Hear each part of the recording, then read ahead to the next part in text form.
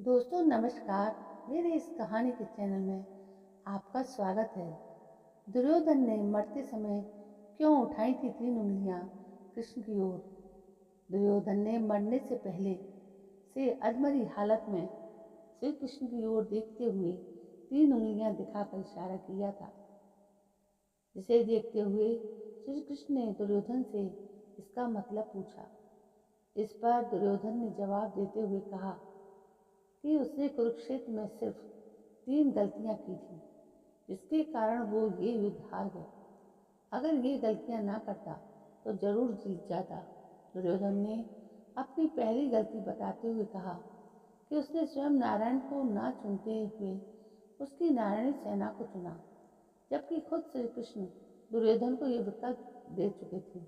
अगर दुर्योधन ने श्री कृष्ण को चुना होता तो उनकी जीत सुनिश्चित थी, मगर उसने नारायण को ना चुनते हुए उनकी नारायणी सेना को चुना।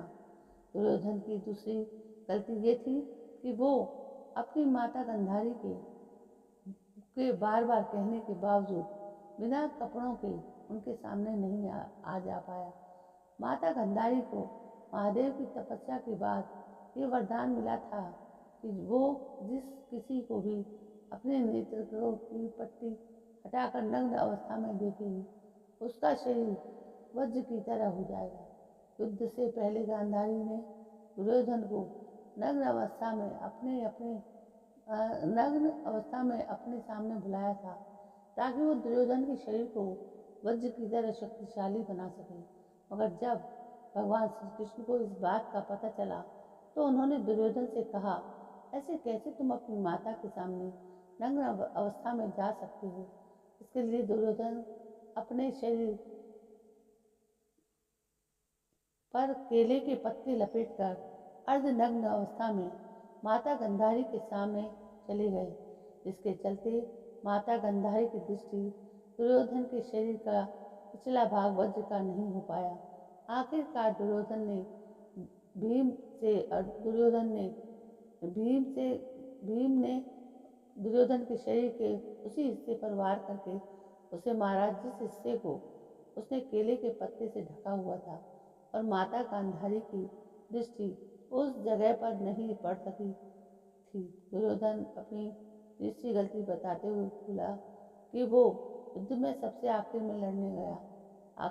अगर वो पहले ही जाता तो कई बातों का समझ पाता और शायद उनके मित्रों और भाइयों की जान बच सकती थी। इस पर श्री कृष्ण दुर्योधन को कहते हैं कि तुम्हारा मतलब है, और कहते हैं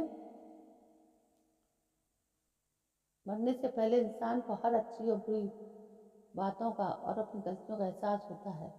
ऐसा ही एहसास कुरुक्षेत्र के क्षेत्र में अपने आखिरी समय में दुर्योधन को हुआ। मरने से पहले श्री कृष्ण उनके सामने थे और दुर्योधन ने अपनी 3 उंगलियां दिखाते हुए उनकी ओर इशारा किया और अपनी 3 गलतियों को स्वीकार कर और अपना पछतावा व्यक्त किया। दोस्तों, ये थी दुर्योधन द्वारा दिखाई जाने वाली 3 उंगलियों की कहानी, जो बिल्कुल सत्य है। ये महाभारत की कहानी है। दोस्तों, यदि ये कहानी आपको पसंद आई हो तो प्लीज़ मेरे इस चैनल को सब्सक्राइब जरूर करें, लाइक करें, शेयर करें, कमेंट करें। कल मैं फिर हाजिर होती हूँ एक नई कहानी के साथ। तब तक के लिए जय हिंद, वंदे मातरम।